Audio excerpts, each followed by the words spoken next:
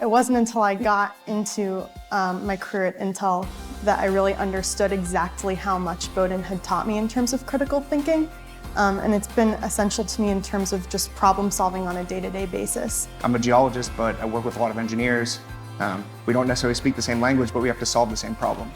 So being able to speak both of those languages and kind of bridge the gap has been really valuable for me. Having a liberal arts education in computer science is a really unique thing because they teach you how to think algorithmically about computer science problems as opposed to like teaching you how to be a software engineer. You can major in whatever you want to major in, and you will be able to go off and have success and satisfaction in the work you want to do.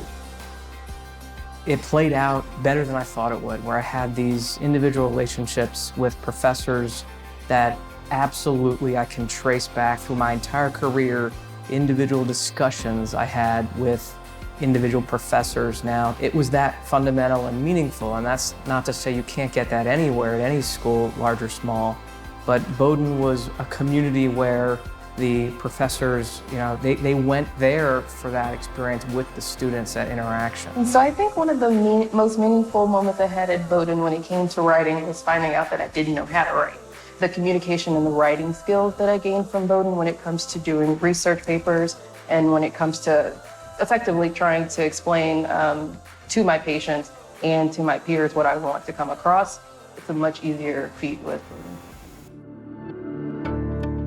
Our education is flexible and it's adaptable and it's challenging. And what it teaches our students is that they can be visionary and they can be creative. They can be entrepreneurs, they can be leaders, and they can be socially responsible.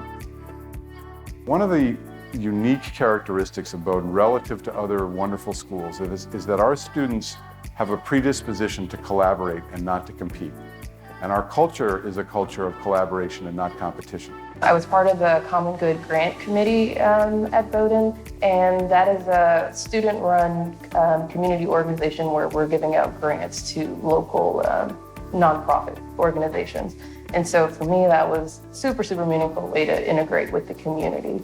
Other service work, I was on student government in a service position, so that was a great opportunity to create service projects for my class. And if you want to solve a problem or you want to create something new, you need to know how to do that for someone besides someone just like yourself. At Bowdoin, it is not students against each other, it is students against a problem. There's the idea at Bowdoin that I can get a great education, and you, my colleague, my peer sitting next to me, can also get a great education while we work with each other and help each other. At Bowdoin, I decided to do a study abroad.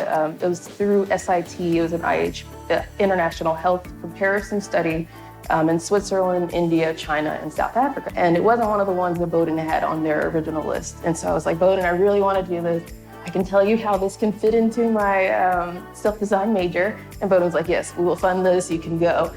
I took a programming languages class while I was at Bowdoin, and I had a really good relationship with the professor.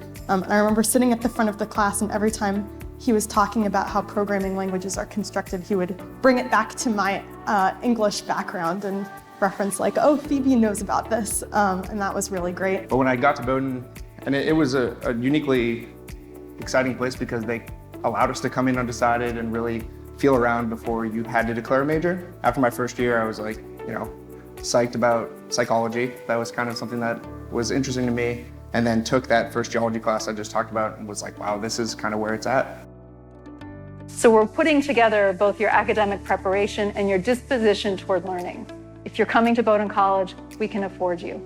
The idea of looking at an expensive school should not be a reason to not apply. Do what makes your heart leap. The process of applying to college can be remarkably stressful. And so all I want to say is, as much as you can, chill.